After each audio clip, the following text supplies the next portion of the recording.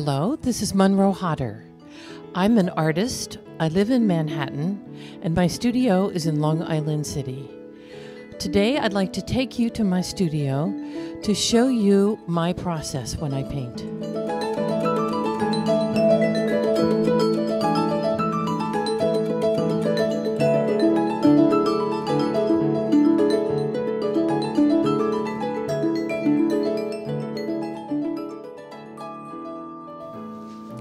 Welcome to my studio. Here is a completed painting called The Life of Mars. I'd like to talk to you about my current work, and then secondly, I'd like to take you back through the layers that I use to complete a painting. The painting before you is called Life on Mars.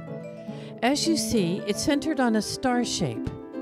The many layers of paint are intended to both enhance and subvert the image. As I work, various geometries are disrupted by random acts of pouring and splashing paint and many other marks. In this painting, Life on Mars, the patterns of triangles are both linked together and are pulled apart. These disruptive tensions operate across the surface of the painting and also move through earlier layers back into depth. The finished painting creates a balance between coherence and fragmentation. Each painting begins with a flat field of color overlaid with a grid and diagonals. Then I add thin veils or clouds of color that create atmosphere and soften the geometry. In the next layer, I begin to add imagery. Here you can see I started to paint birch trees.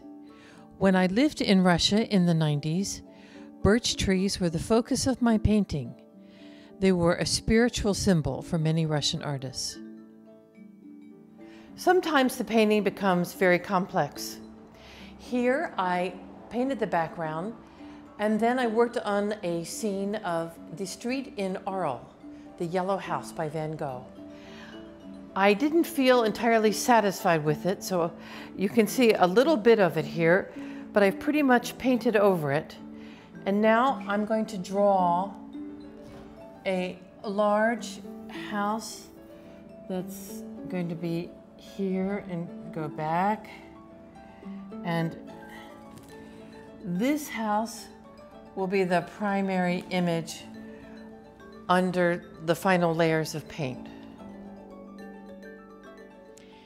I've added fluttering zigzags and bright squares of color here to make the final layer of the painting. There is also a pale yellow diagonal that moves across the image. At the top of the painting, you see blue and white stripes and what looks like upside down teacups. This is a remnant of a Bonnard painting where a woman is standing beside a carefully set table in front of an open window.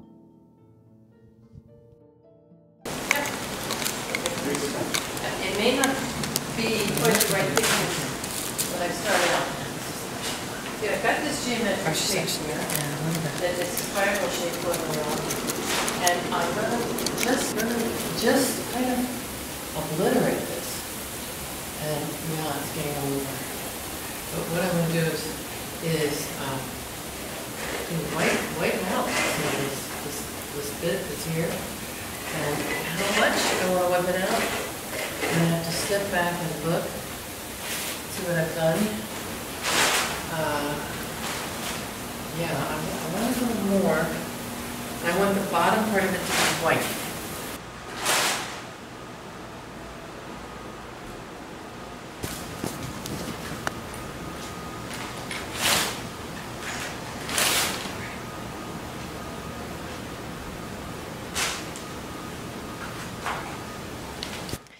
Well, I'm pretty pleased with the way this pour turned out.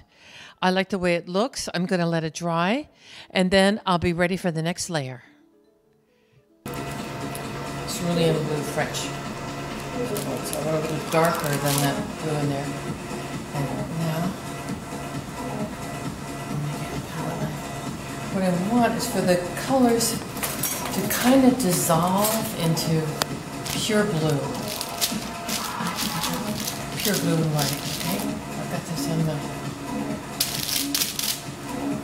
Start right here. Quite right. Up, down, up.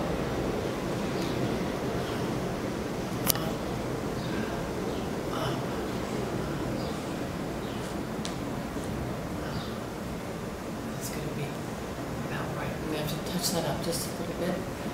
But I think that's pretty much exactly what I want.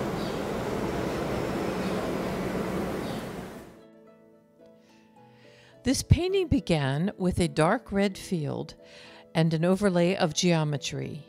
I then added chunks of color that together formed a large spiral shape. The pour of yellow and white paint made a strong diagonal that cut across the spiral. Finally, the pattern of zigzag marks introduced a new color system that moves at the top into blues.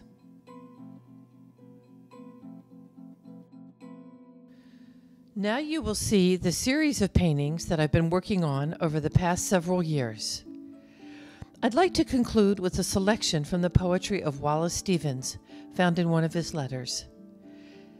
Out of what one sees and hears, and out of what one feels, who could have thought to make so many selves, so many sensuous worlds, as if the air, the midday air, was swarming with the metaphysical changes that occur merely and living as and where we live.